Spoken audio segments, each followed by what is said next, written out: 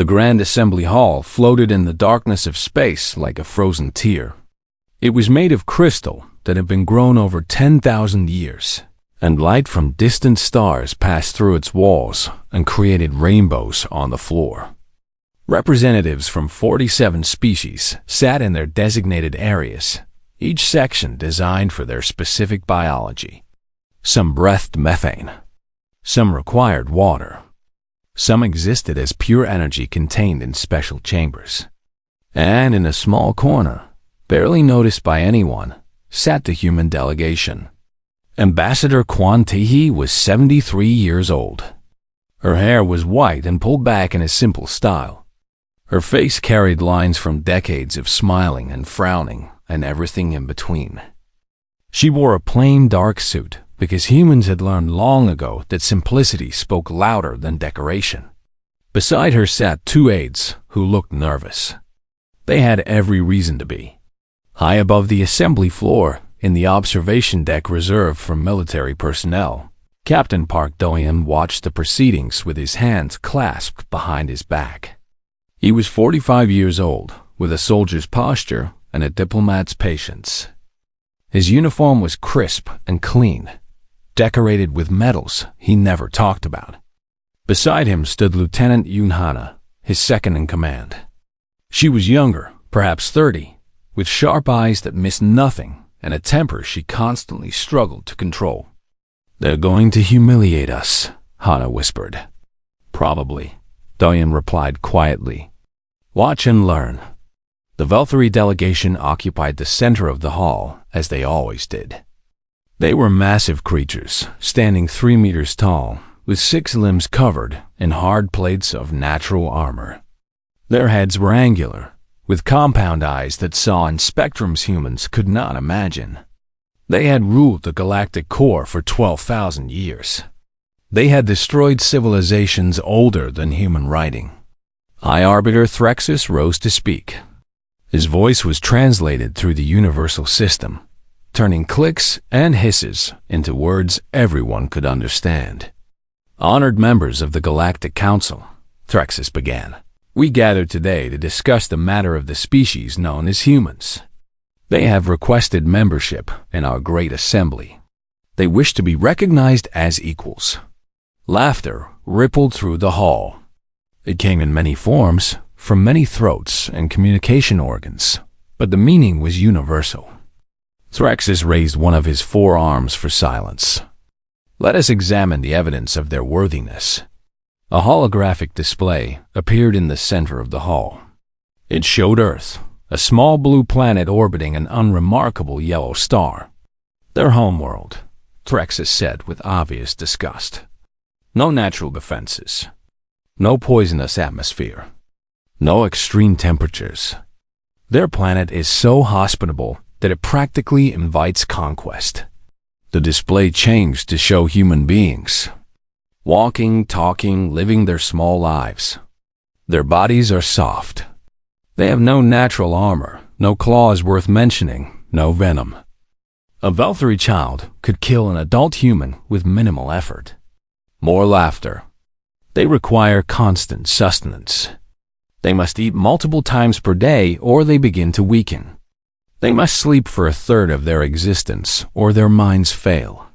They are slaves to their own biology. The display showed human lifespans compared to other species. The bar representing humanity was embarrassingly short. They live for less than a single century. By the time a human has learned anything of value, they die. Their greatest minds barely have time to form a complete thought before age claims them. Threxus paused, letting the data sink in. Then he delivered his final point. They have no psychic abilities. They cannot communicate through thought. They cannot sense danger before it arrives. They are deaf and blind to the forces that govern the universe. He turned to face Ambassador Quan directly. His compound eyes reflected her small figure 1,000 times. These creatures have been among the stars for only 200 years. 200 years. Some of us in this chamber remember when their ancestors were still hitting each other with sticks and calling it war. The laughter was louder now, cruel.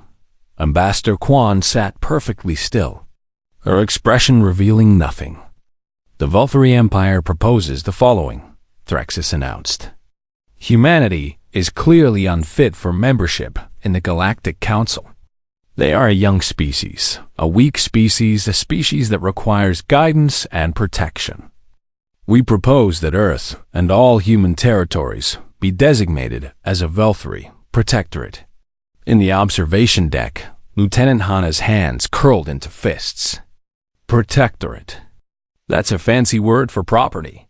Captain Do-yoon said nothing. His eyes were fixed on Ambassador Quan. Under our protection, Threxus continued, humans will be cared for. Their resources will be managed responsibly. Their population will be maintained at sustainable levels. They should be grateful that we offer protection rather than extinction. Several council members nodded in agreement. The Volthari had been making species disappear for millennia. This was considered mercy.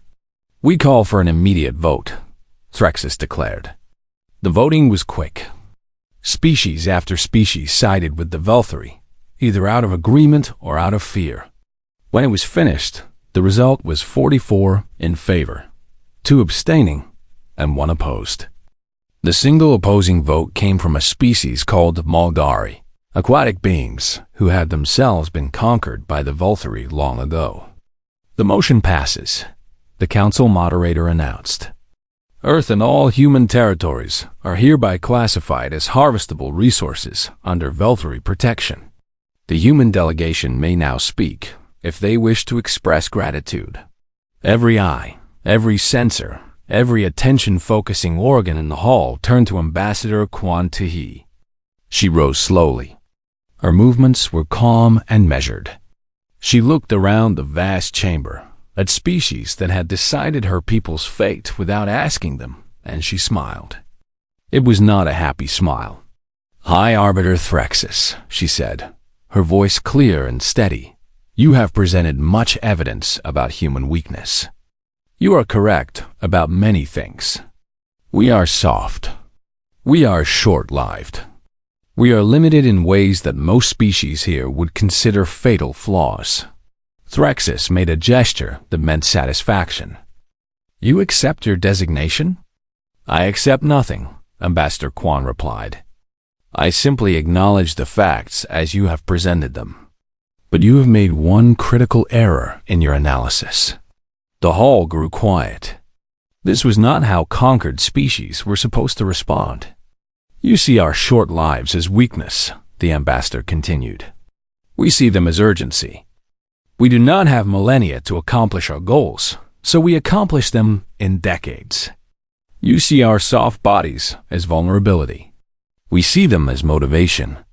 We learned long ago that the universe wants to kill us, so we learn to kill it back. Threxus made a sharp clicking sound. Childish defiance. Perhaps, Ambassador Quan said. But let me leave you with something to consider. On our homeworld, we have a saying, a cornered animal is the most dangerous animal. You have just cornered 8 billion of us. She gathered her materials and turned to leave. You misunderstand what weakness means, High Arbiter. You will learn. I suspect the lesson will be painful. As she walked toward the exit, every translator in the hall conveyed her final words clearly to every species present. In the observation deck, Lieutenant Hana's communicator buzzed. She checked the encrypted message, and her face went pale. Sir, she said to Captain Do-yoon, Earth Command has responded to the Council's vote. And? Hana swallowed hard. They've authorized Protocol Crimson. Captain Do-yoon closed his eyes for a moment. When he opened them, something had changed in his expression. The diplomat was gone. The soldier had returned. Signal the eternal dawn, he said quietly. Tell them to prepare for departure. And tell them to load the war package. Sir, are we really going to? The Volthari just declared 8 billion humans to be property, Do-yoon interrupted. They called our children harvestable resources. They laughed while doing it. He turned away from the observation window, away from the crystal hall, where species were already celebrating humanity's subjugation. They wanted to see what humans do when pushed to the edge. They're about to find out. New Bizan was a small world on the outer edge of human space. It had been colonized 40 years ago by families looking for new opportunities and fresh starts. The planet had rolling hills covered in blue grass, oceans that sparkled purple under, the twin suns, and cities built with the practical beauty that humans carried with them wherever they went. 40,000 people called it home. The Valkyrie fleet arrived 18 hours after the council vote. Commander Sha Sujin stood on the roof of the Colonial Administration building and watched the sky fill with enemy ships. She was 32 years old, born on Earth, but raised among the stars. Her parents had been farmers. Her grandparents had survived the Seoul collapse, the terrible earthquake that had destroyed half of Korea a century ago. She had their stubbornness in her blood. 200 warships hung in the sky like metal clouds. Each one was larger than any vessel humanity had ever built. Their weapons could turn cities to glass in seconds. Their shields could stop anything the colonial garrison could throw at them. Sujin's defense force consisted of 800 soldiers, 20 atmospheric fighters, and a population of civilians who had never seen war. Her communication officer ran up to her, out of breath. "Commander, the Valkyrie are broadcasting. Put it through."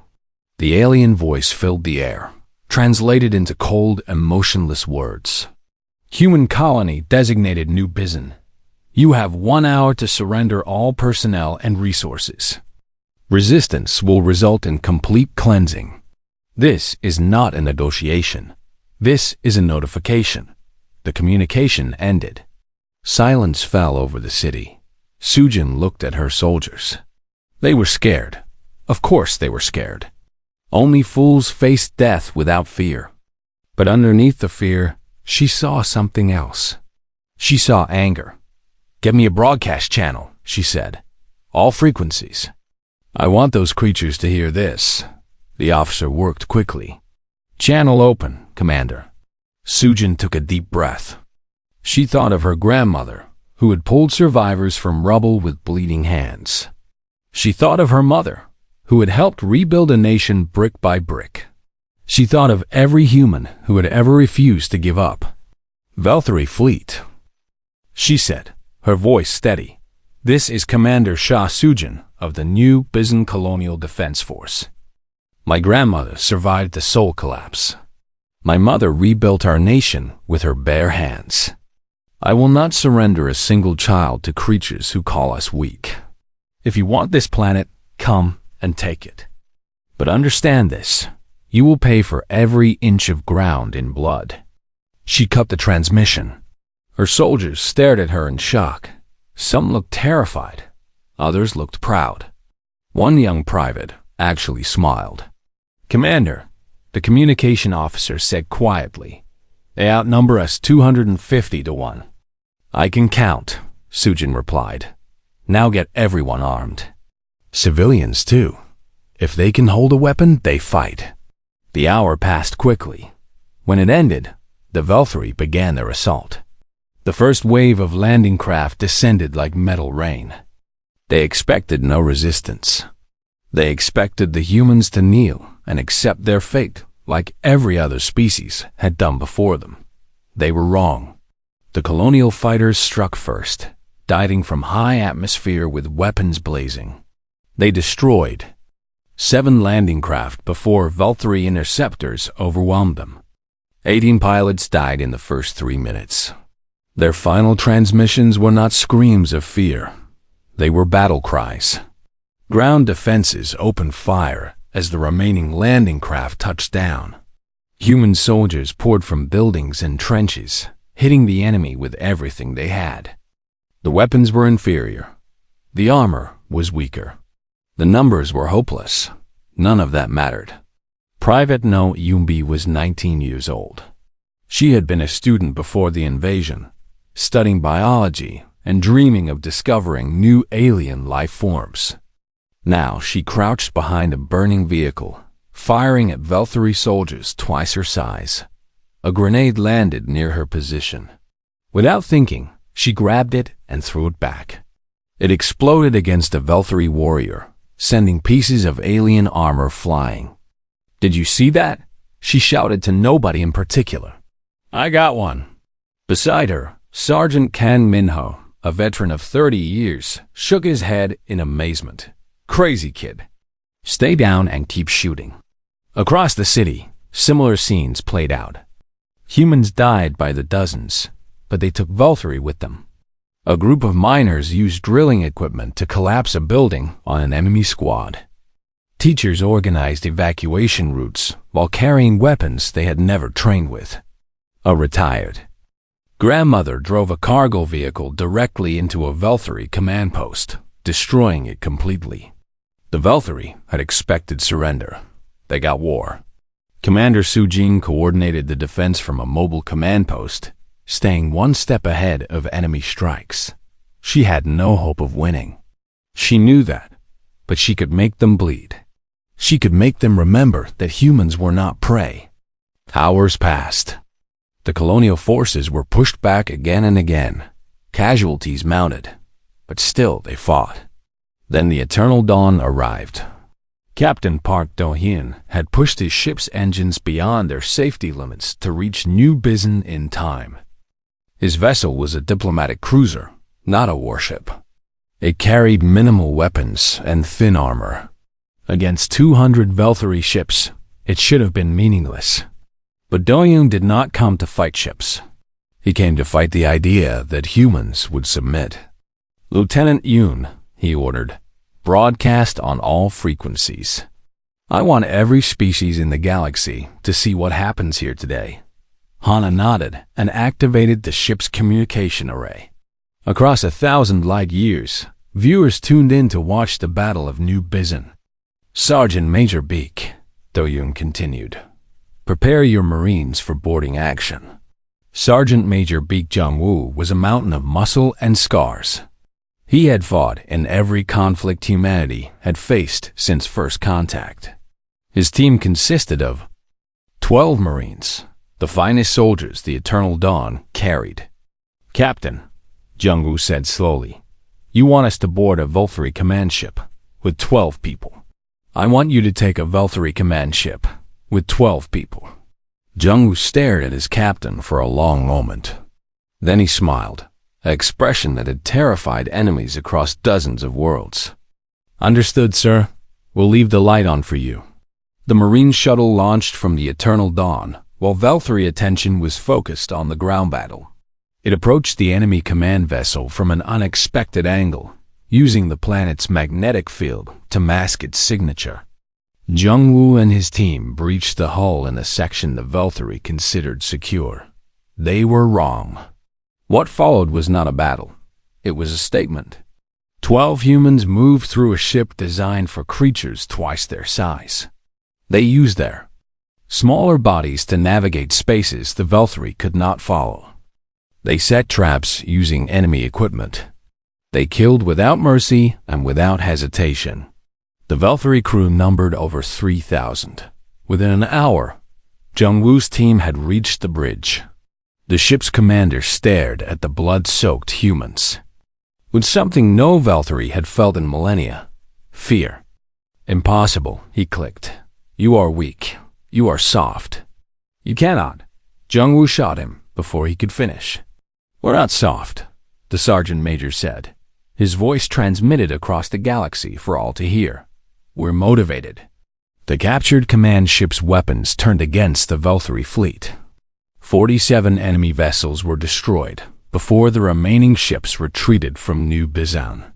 On the ground, Commander Sujin watched the enemy withdrawal with tears streaming down her face. Not tears of relief, tears of grief for everyone she had lost, and tears of pride for everyone who had refused to surrender. The galaxy watched in silence. Species who had dismissed humanity as vermin saw something new that day. They saw creatures who should have lost but refused to accept defeat. They saw soldiers who died with curses on their lips instead of pleas for mercy.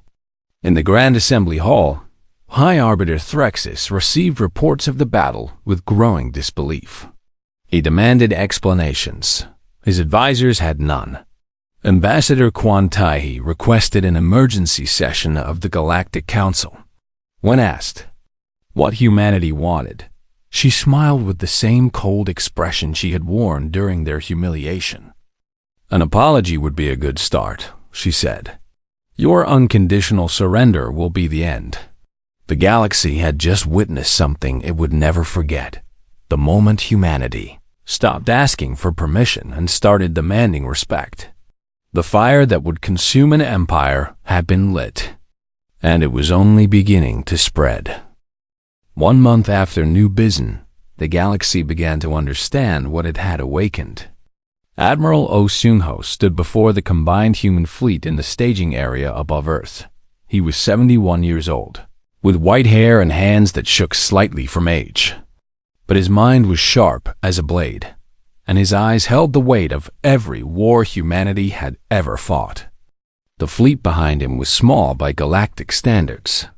300 ships of various sizes, most of them converted civilian vessels armed with whatever weapons could be attached. Against the Velthari Empire's 10,000 warships, it was laughable. But Admiral O was not laughing. He was planning. "Ladies and gentlemen," he addressed his commanders through the fleet-wide channel, "the Velthari believe this war is already won. They believe we are surrounded, outnumbered, and outmatched. They are correct on all 3 counts." He paused, letting the words sink in. "They are also fools, because they do not understand what we are." The display behind him showed a planet called Earth millions of years ago. A group of primitive humans chased a large animal across an open plain. Our ancestors were not the fastest creatures on our world. They were not the strongest. They had no claws, no fangs, no armor. But they had something no other species possessed: patience. They would chase prey for days. Not hours. Days. They would follow until the animal collapsed from exhaustion, too tired to run anymore. The display changed, showing human explorers crossing frozen wastelands, climbing impossible mountains, sailing across endless oceans. We are persistent predators. We do not win through single moments of strength. We win by never, ever stopping. The Velthari have started a race they cannot finish, because we will still be chasing them when their empire is dust. The commanders cheered. It was the sound of people who had decided that death was preferable to surrender. Far from Earth, Private First Class Lim Yejin led her squad through the underground tunnels of a Velthari mining colony. She was 24 years old. 6 weeks ago, she had been a music teacher on New Bizen, showing children how to play traditional instruments and sing old songs. Now she was a killer. Her squad consisted of 8 soldiers and 12 former civilians. They called themselves the Ghost Cats after an old Earth legend about spirits that haunted those who committed evil. They had been operating behind enemy lines for 3 weeks, striking targets and vanishing before the Velthari could respond. "Contact ahead," whispered Corporal Bai Sung-hoon, her second in command. He was a former farmer who had learned to shoot when the Velthari burned his fields. Yejin held up her hand, signaling the squad to halt. Through her optical scope, she could see a Velthari patrol guarding a power station. 6 warriors, all armed with plasma weapons that could vaporize a human instantly. "Retake the station," she said quietly. "Sung-hoon, take your team left. Draw their fire. Everyone else follow me." The attack was quick and brutal. Sung-hoon's team opened fire from the left, pulling the Velthari's attention. While the enemy focused on the distraction, Yejin's team struck from behind. In 30 seconds, all 6 warriors were dead. "Set the charges," Yejin ordered. "We have 4 minutes before reinforcements arrive." As her squad worked, she thought about her students on New Bizen. Many of them had died in the attack. The survivors had been taken to Velthary processing centers, their fates unknown. Every target she destroyed, every enemy she killed, was for them. The power station exploded behind them as they escaped into the tunnels. It was the 17th facility they had destroyed this week. Across the galaxy, similar stories played out. Human guerrilla forces appeared on dozens of Velthary worlds, striking targets that should have been unreachable. They sabotaged supply lines, assassinated commanders, and freed prisoners from labor camps. The Velthary could not understand how it was happening. Humans needed sleep. Humans needed food. Humans were supposed to collapse under pressure. Instead, they seemed to grow stronger. Dr. Shin Minji worked in her laboratory aboard the Eternal Dawn, surrounded by biological samples and holographic displays. She was 38 years old, with messy hair and dark circles under her eyes from too many sleepless nights. But her mind was racing with discovery. "Captain Do-Yun," she called through the intercom.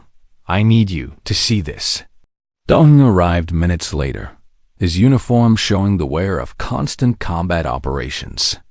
"What have you found, Doctor?" Minji pointed to a display showing Velthary physiology. "Their biology is remarkable. Superior to ours in almost every way.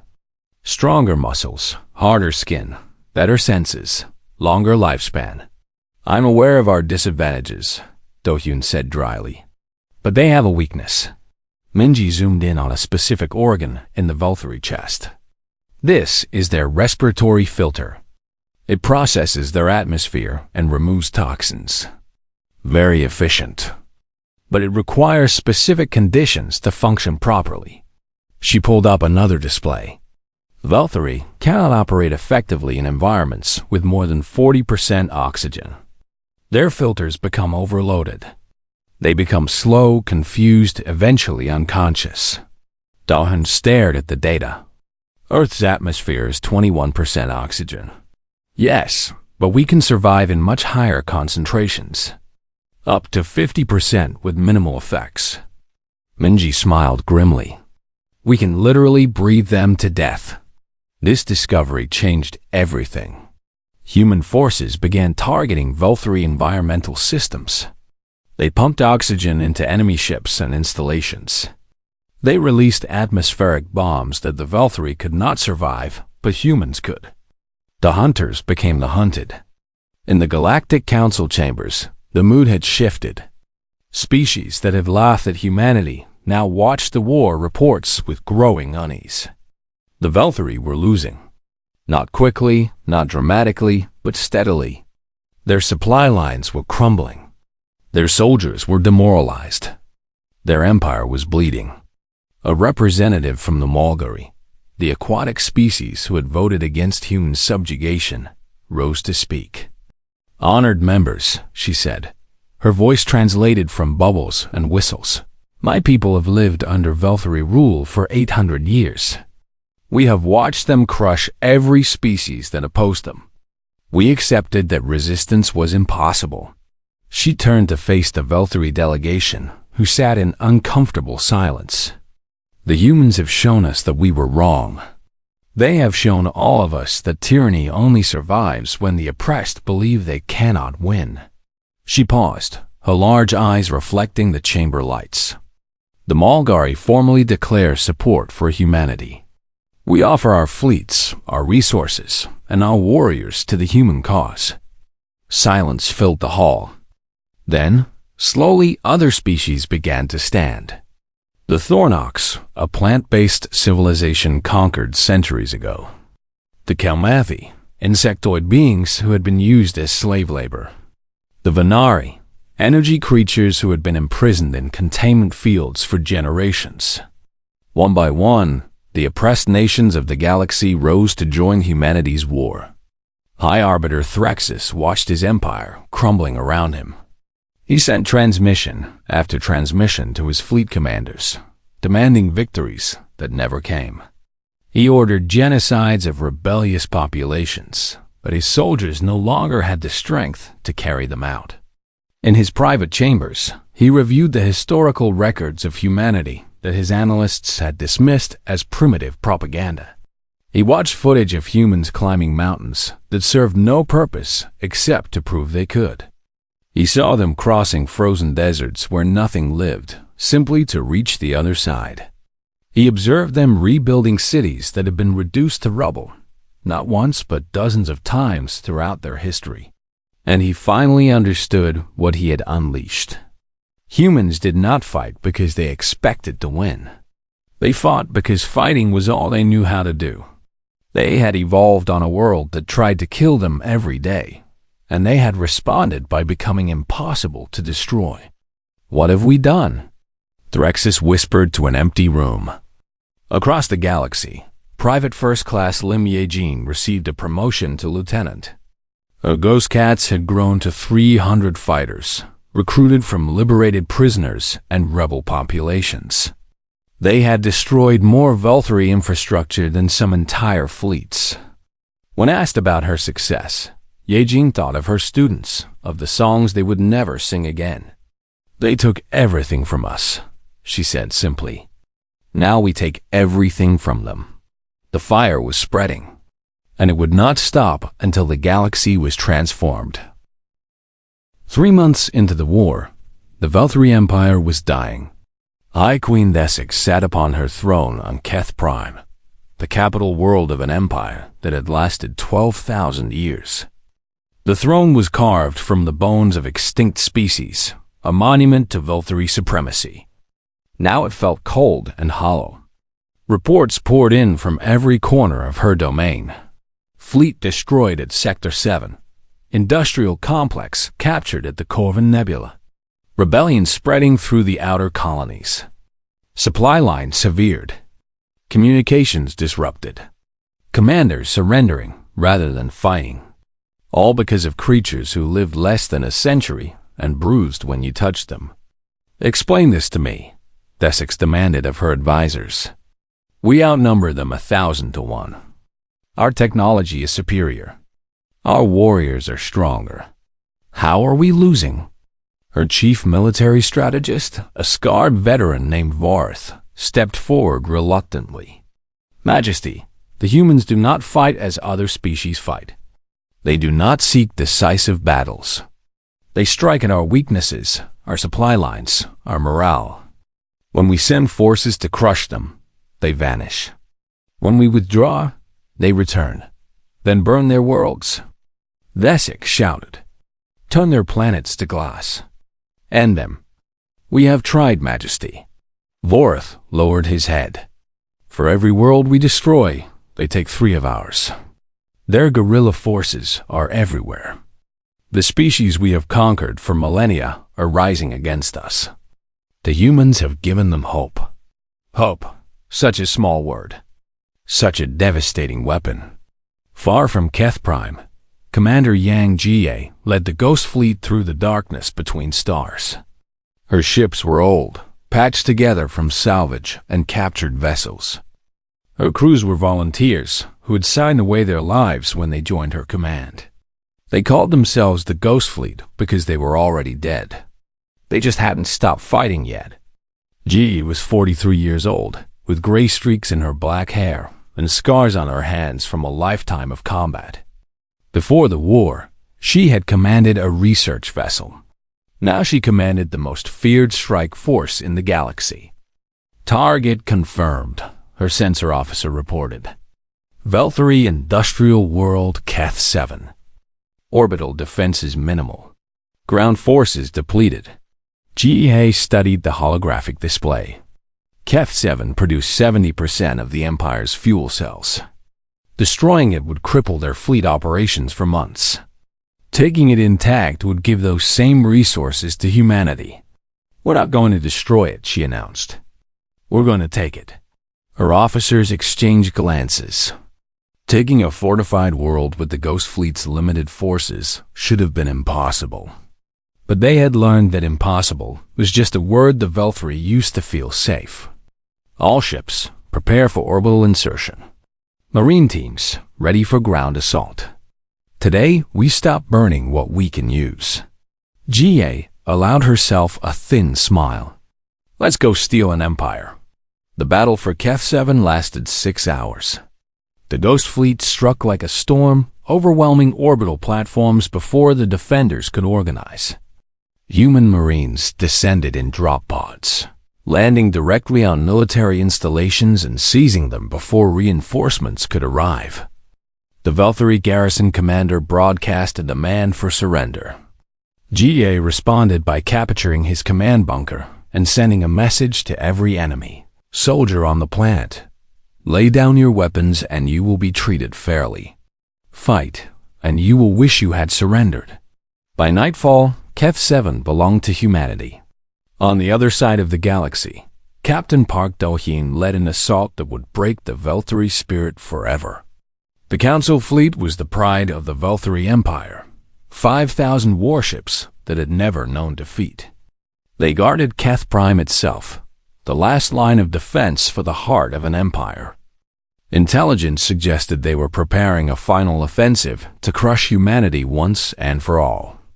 Do-hyun's fleet numbered 300 ships. The math was impossible. Sir, Lieutenant Yoon-ha said quietly, "Are we really doing this?" Do-hyun stood at the bridge viewport, watching his fleet assemble. Behind him, Dr. Shin Minji worked at a console, preparing something she called the package. "They expect us to wait," Do-hyun replied. "They expect us to defend. They expect us to act like prey." He turned to face his crew. "We are not prey. We never were." The attack began at dawn, Keth Prime time. 300 human ships jumped into the heart of Valkyrie space, directly into the path of 5,000 enemy vessels. The Valkyrie commanders laughed when they saw the odds. Finally, the humans had made a mistake. Finally, this annoying war would end. Then the human ships began transmitting. Every vessel in Do-hyun's fleet broadcast the same message, translated into every language in the galaxy. It showed footage from New Bizen, from Keth 7, from 100 other battles. It showed humans refusing to surrender, refusing to die, refusing to accept that they were weak. And it showed something else, something the Valkyrie had never seen. It showed Valkyrie prisoners of war being treated with dignity, fed, sheltered, given medical care. It showed human soldiers sharing rations with captured enemies, teaching them that surrender did not mean death. "This is Captain Park Do-hyun of the Eternal Dawn," the broadcast announced. "To all Valkyrie forces, your empire has lied to you. They told you we would torture and kill any who surrendered. They told you we were monsters. Look at the truth. We are not your enemies. Your rulers are." The Valkyrie fleet prepared to fire. 5,000 weapons locked onto 300 targets. The first ship to surrender was a destroyer on the edge of the formation. Its commander had lost 2 sons in the war and seen enough death. He lowered his weapons and transmitted his capitulation. Then another ship surrendered. Then 10 more. Then 100. The Valkyrie High Command screamed orders to maintain formation, to destroy the traitors, to fight. But their own soldiers had seen too much. They had watched humanity refuse to break. They had seen that the humans offered mercy instead of extinction. For the first time in 12,000 years, the Valkyrie faced an enemy they could not defeat through strength alone. And their empire crumbled because of it. By the time the battle ended, over 2,000 Valkyrie ships had surrendered or fled. The Council fleet, the greatest military force in the galaxy, had shattered without a decisive engagement. Captain Do-hyun watched the enemy withdraw from his bridge, his face showing no triumph, only exhaustion. "Lieutenant Hana," he said quietly, "send a message to Ambassador Kwan. Tell her the path to Keth Prime is open." On the throne world, High Queen Desix received the news of her fleet's collapse with silence. Her advisors waited for her fury, for demands for vengeance, for orders to fight to the last warrior. Instead, she asked a question. "Show me their history again." Show me who these creatures really are.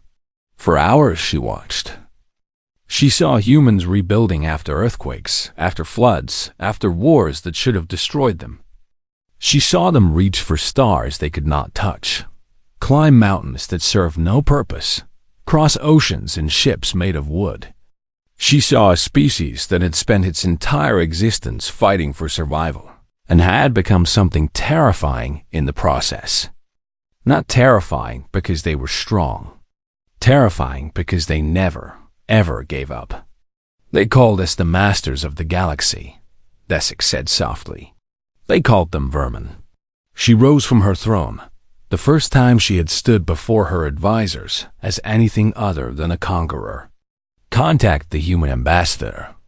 Tell her. Desik paused, searching for words her species had never needed before. Tell her I wish to discuss terms.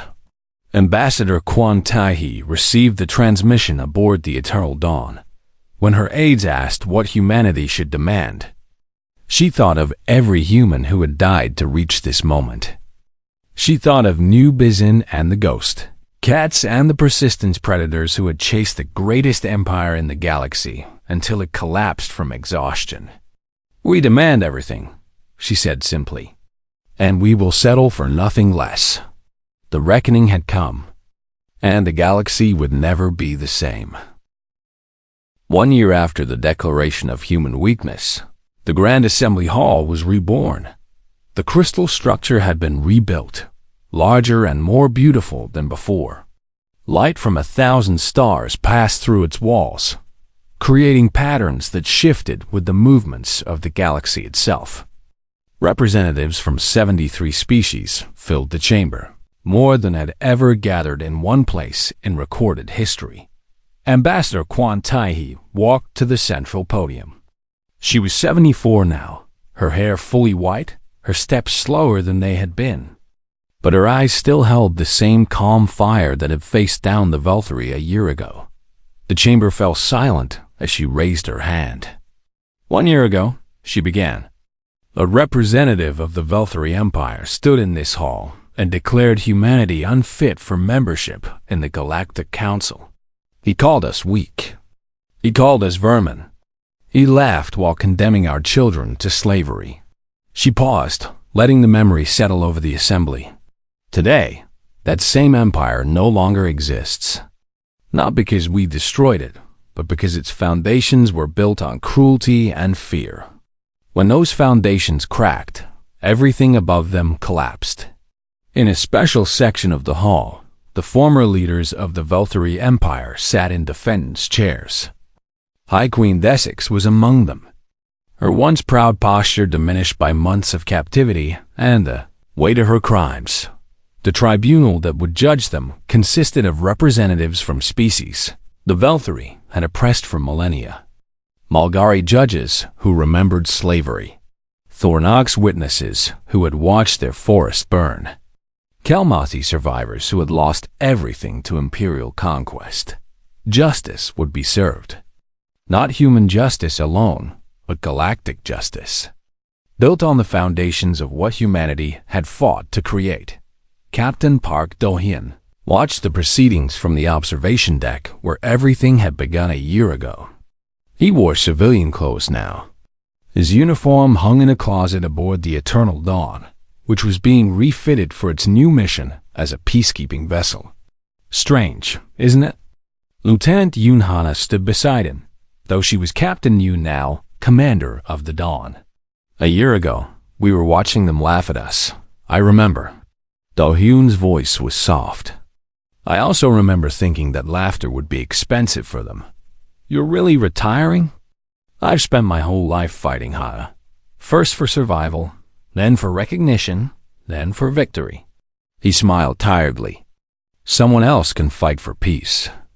I'm going to teach. The new Galactic Academy had been established on a neutral world, funded by contributions from dozens of species. Young officers from across the galaxy would learn together, building relationships that would prevent future wars. Do-hyun had been asked to lead its first class of cadets. His curriculum would focus on a simple philosophy: Strength is not the absence of weakness.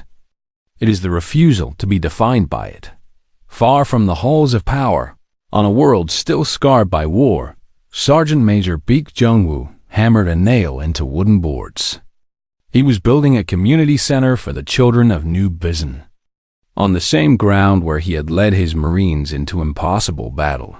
His hands, which had killed more enemies than he could count, now shaped toys and furniture for kids who had never known peace. A group of children watched him work, asking endless questions about everything.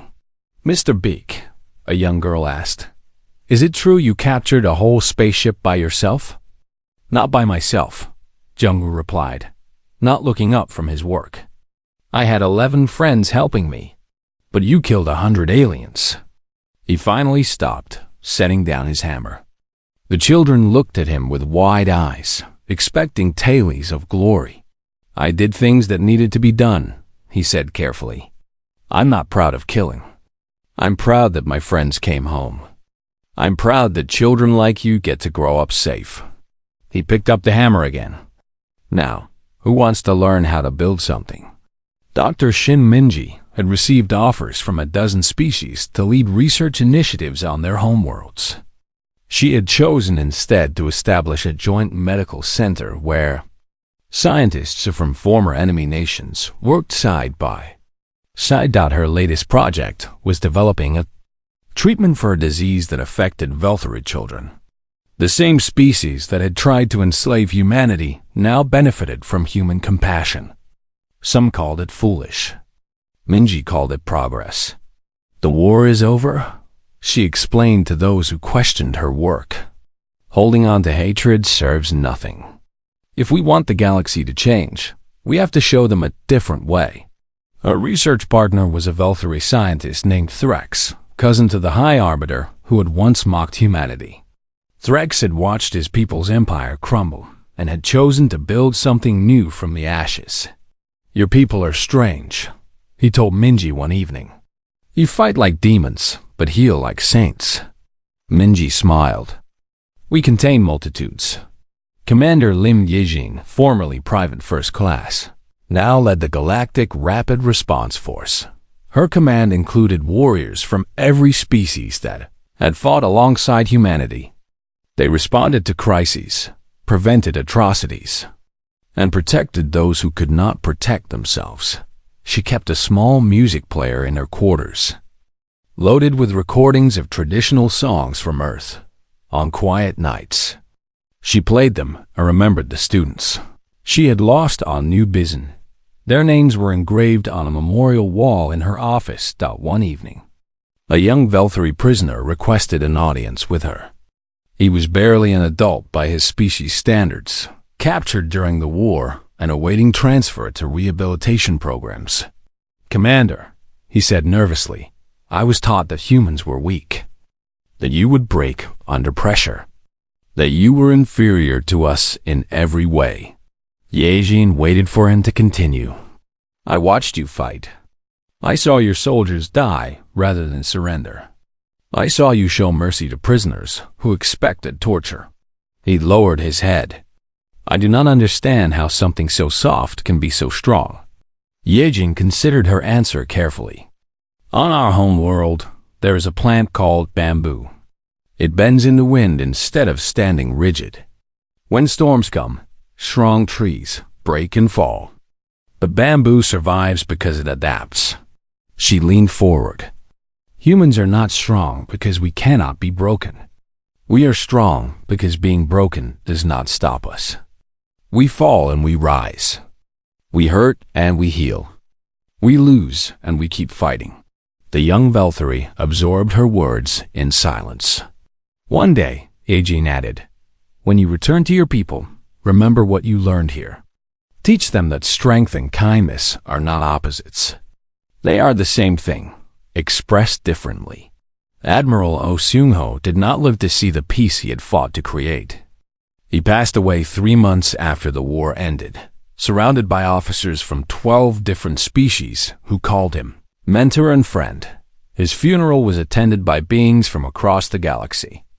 They came to honor a human who had shown them that persistence could overcome any obstacle, that courage could exist in fragile bodies, that wisdom came from experience rather than long life. His final words, recorded before his death, were played at the ceremony. I was born into a world that thought humanity was alone in the universe. I die knowing we have friends among the stars. That is enough. That is more than I ever dreamed. In the Grand Assembly Hall, the tribunal concluded its proceedings. High Queen Essex was sentenced to exile, stripped of all titles and power. Other Velthari leaders faced various punishments based on their individual crimes, but the focus was not on punishment. It was on prevention. New laws were established, new protections created, new systems of cooperation built. The galaxy would never again allow one species to dominate others through force alone. As the final session concluded, a disturbance near the entrance drew everyone's attention. A delegation of newcomers had arrived, unexpected and unannounced. They were insectoids from a distant arm of the galaxy, their ships having traveled for decades to reach known space. They were large, armored, and visibly aggressive, carrying themselves with the arrogance of beings who had never faced true challenge. Their leader surveyed the diverse assembly with obvious contempt. His eyes settled on the human delegation, small and soft-skinned among the larger species. Interesting, he clicked. We detect many strong species in this gathering. But what are these tiny creatures? They seem barely capable of independent movement. Silence fell over the hall. Then, slowly, something remarkable happened. Every species in the chamber, from the massive Thornox to the aquatic Malgari to the energy-based Vanari, began to laugh. Not cruel laughter like the Velthari had offered a year ago. Warm laughter, knowing laughter, the laughter of friends sharing an old joke. The newcomers shifted uncomfortably. They had expected fear or submission, not amusement. Ambassador Quan Tihi rose from her seat, her movements slow but steady. She walked toward the newcomers, her white hair catching the starlight that filtered through the crystal walls. "Welcome to the Galactic Council," she said kindly. "You must be tired from your long journey. Please, sit down. Make yourselves comfortable." The newcomer leader looked down at her, confused by the lack of deference. "You did not answer my question, small creature. What is your species? What could you possibly contribute to a gathering of powerful beings?" Quan Tihi smiled. It was the same smile she had worn when the Velthari declared humanity weak. The same smile she had worn when the galaxy burned. "Sit down, young ones," she said gently. "Let me tell you a story about what happens when you underestimate humans." And so, in a hall rebuilt from the ashes of empire, a grandmother began to speak. She told of a species that should have died 1,000 times, but refused. Of soldiers who strapped explosives to their bodies rather than surrender. Of scientists who turned enemy biology into weapons. Of ordinary people who became extraordinary when pushed to the edge. She told of mercy offered to enemies who expected torture, and hope given to species who had forgotten what it meant. She told of an empire that laughed at humans and burned because of it. The newcomers listened, and their arrogance slowly faded. Around them, representatives of 73 species nodded along with the story, adding their own memories of the war that had changed everything. When the story was finished, the newcomer leader sat in thoughtful silence. "These humans," he said finally, "they are truly as remarkable as you claim?" Every species in the hall answered at once, a chorus of voices in a dozen languages, all saying the same thing. "Yes, more than you can possibly imagine." Ambassador Quan Tihi returned to her seat, her work done. Outside the crystal walls, the galaxy turned slowly, filled with stars and species and possibilities. Humanity had proven what they were. Now they would spend the rest of their existence showing the galaxy what they could become. And somewhere in the vast darkness of space, The next challenge was already forming. The next enemy was already watching.